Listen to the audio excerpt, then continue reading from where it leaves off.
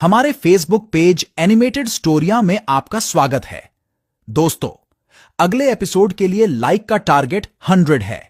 जैसे ही 100 लाइक्स पूरे हो जाएंगे, तुरंत अगला एपिसोड आ जाएगा।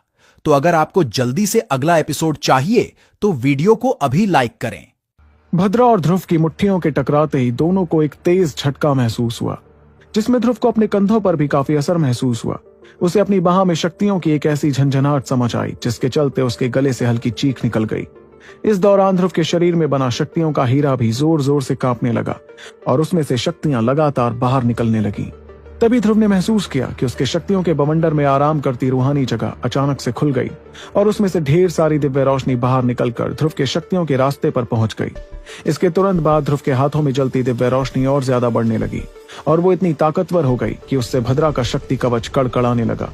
इतने में भद्रा के चेहरे पर अजीब सा डर दिखने लगा, मगर ध्रुव का चेहरा भी काफी थका हुआ दिखाई दे रहा था।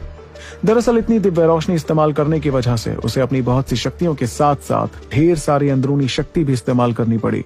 वहीं उसके सामने खड़ा भद्रा अपने शरीर पर एक ऐसी गर्माहट महसूस करने लगा जो उसे आज तक महसूस नहीं हुई थी।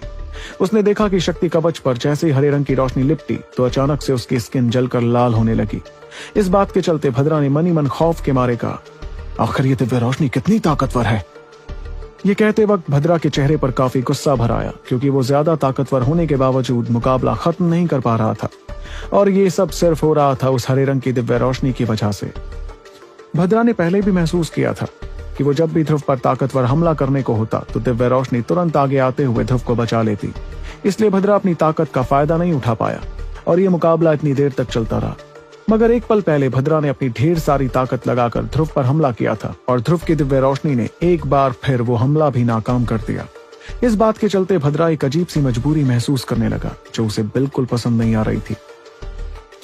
इस दौरान भद्रा का शरीर भी धीरे धीरे पीछे होने लगा और वो समझ रहा था कि अगर वो ज्यादा आगे आया तो शायद दिव्य रोशनी उसके शरीर को जलाकर राख कर देगी।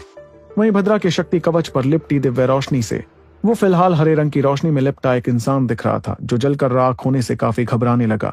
यहाँ तक कि भद्रा का मजबूत शक्ति कवच जो किसी कछुए के जैसा मजबूत था, दिव्य रोशनी की वजह से जलकर काला पड़ने लगा और जैसे ही भद्रा का कवच ना के बराबर हुआ तो उस पर जलती रोशनी अचानक से गायब हो गई।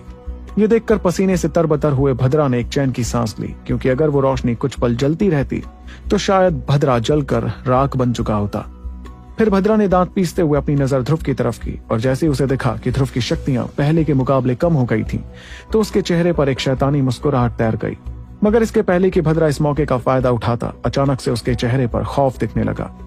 दरअसल भद्रा ने देखा कि ध्रुव ने अपने पास से